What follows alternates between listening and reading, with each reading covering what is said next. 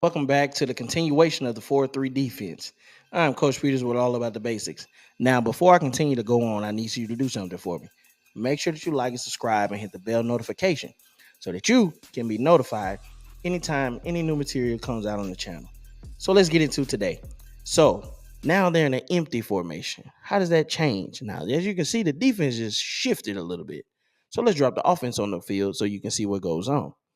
So now we're in a five wide. What do you notice that's different? Well, what you should see is that the two is still over there on the other side with the trips. But where does the running back go? He go to the other side. Now he's over there. He's over there backside with the X, right? Now, one thing that I probably would have done a little bit differently is kind of widen out my wheel just a little bit more, but not so much more. But I'm kind of fine with the alignment of the wheel that I see on the screen, right?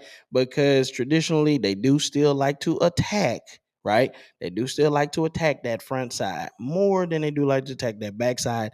And the wheel, based off of where he's aligned at today, could be depending on if this running back can even catch. What if he's just out there, right? And you also don't want to split your linebackers out so wide to where it opens you up for an easy quarterback draw. It's easy quarterback run, design run if you are too wide at linebacker. Now, our responsibilities simple. Corners, as we always know, cover your quarter. I keep saying the same thing all the time because they have to do their job. If they do not do their job, it's over. You know what? Strike up the band. The drum majors are coming out. They getting funky, elbows thrown. You whatever. You know what I'm saying?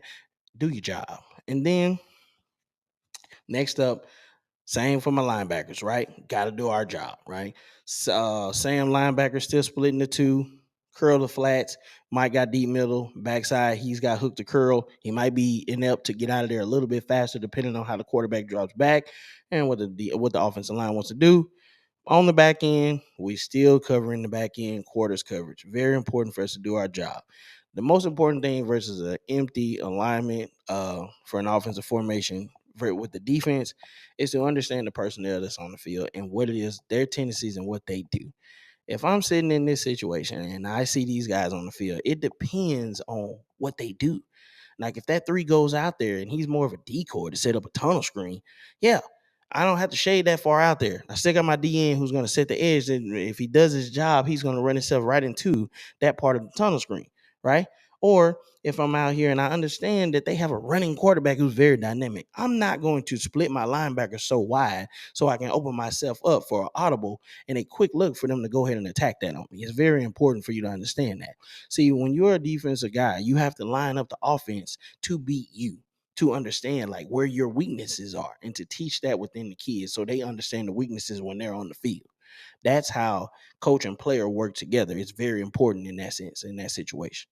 So this is the 4-3 defense, cover four coverage, and how to line up against an empty formation and a trips formation. Thanks for watching today, Coach Peters.